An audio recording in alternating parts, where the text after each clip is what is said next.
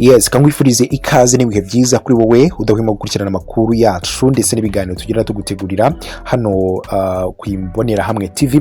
Nizeye ko rero ukomeje kugenda umererwa neza. Tugase rero mu kiganiro cyacu cy'uyu munsi aho tujye kwibanda kuri bimwe umuhanzi ukomeye cyane wa hano mu Rwanda witwa Deplomate, mwagiye mumenya mu ndirimbo zigiye zitandukanye, ndetse uyu muhanzi bikaba byemezwa ko kandi ko mu by'ukuri afite impano ikomeye cyane, ndetse kandi azwi kuba aririmba injyana yihariye, ndetse kandi mu byerekeranye no kwandika amagambo akaba ari amagambo mu by'ukuri abakomeye.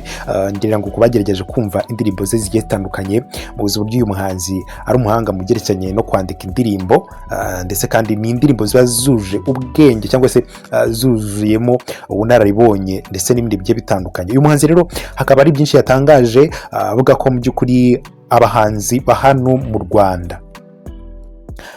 mu Rwanda bakwiye kumenya ko mu by'ukuri gukora indirimbo ukayishyira ku rubuga runaka, wenda za YouTube ndetse n'ahandi hagiye hatandukanye, mu by'ukuri nta nyungu ushobora kwita ubona nkawe nk'umuhanzi, nk'imvune wagize. Uyu nguyu rero Deplomate akaba yatangaje ko hari urubuga bakoze ndetse kandi rwabatwaye imyaka itari mike cyane kugira ngo bubake uru rubuga bazajya banyuzaho bashyiraho ibihangano, hanyuma rero ibyo bihangano bikazajya bibasha guhabwa pourcentage bitewe n'uburyo abantu bagiye bareba izo ndirimbo, ndetse kandi ko buri wese uzajya ureba izi ndirimbo cyangwa se indirimbo y'uwo muhanzi runaka washyize iyo ndirimbo kuri urwo rubuga hari percentage azafata. Aho rero bagaragaje ko umuhanzi ashobora gufata 70% ndetse kandi 30% isigaye igafatwa n'abakozi cyangwa se n'abavutse urubuga kugira ngo rubashe gukomeza gukora neza. Kugeza amaginganga ya Deplomate hari indirimbo nshyashya yamajije kuba ashyiraho iya mbere yitwa Inyange, imwe mu ndirimbo rero uyu musore yahise anashyiraho ku ikubitiro, ndetse kandi akaba yarayikoranye n'uwitwa Logic Hit.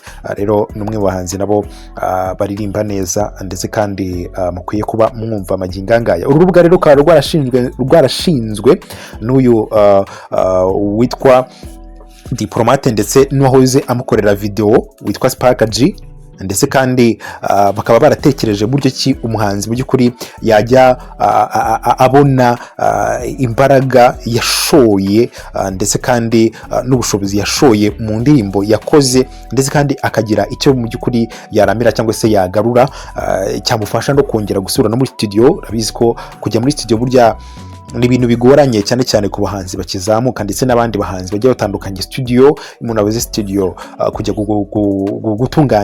gutunganyisha indirimbo uba wakoze ni ibintu bikomeye cyane. Rero Deplomate ndetse n'uyu Spark G bakaba baratekereje igitekerezo cyo gushinga urubuga rwafasha aba bahanzi abo ari bo bose baba bafite ibihangano bigiye bitandukanye ko babijyana cyangwa se babizana bakabishyira muri uru rubuga bise Trustage. Ni urubuga rero aho rero umuntu urebye video atanga amafaranga 100, akaba rero yubaka ndetse kandi anagira inyungu ku muhanzi we bwite, ndetse kandi ibingi bikaba ari ibintu byiza cyane. Uyu nguyu Deplomate kabisa yatekereje, bikaba rero ari ibintu byiza. Rero bakaba bakangurira abahanzi bagiye batandukanye kuba bagana urubuga rukabafasha. Ngira ngo urumva ko habanza gukorwa inyandiko ishobora kuba yagaragaza proof ko by'ukuri igihangano cyawe wemeye kuba wagishyira kuri uru rubuga, ndetse kandi iyo ndirimbo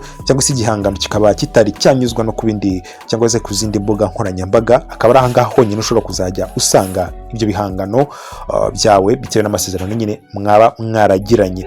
Ni ibikomeje rero kugenda bigaragara muri ibyo bice bigiye bitandukanye mu gisata cy'imyidagaduro, ndetse kandi urubuga bikaba bivuga ko rwamaje kubakwa, bikaba rwaratwaye miliyoni zirenga 20 z'amanyarwanda kugira ngo urubuga rubashe kubakwa, ndetse kandi rube rugeze ahangaha rugeze, dore ko ku ikubitiro uyu nguyu Deplomate yahise ashyiraho indirimbo ya mbere yise Inyange. Reka ngushimire cyane rero, yari amakuru yaragezweho aka kanya.